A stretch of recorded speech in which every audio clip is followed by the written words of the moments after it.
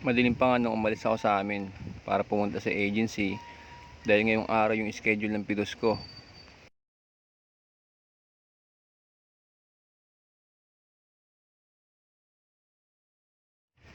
Tsaka ito nga pala yung babagtasin nating daan. Simula sa amin papunta dun sa agency. Mga 1 oras at 19 minutes. Maliwanag na nga nang dumating ako dito sa agency namin.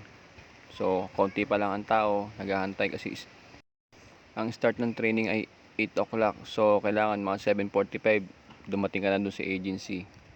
Di baling ikaw yung naghihintay kasi ikaw naman yung malate. Marami kayo kaya medyo nakakahiya naman kung late kang dumating, di ba?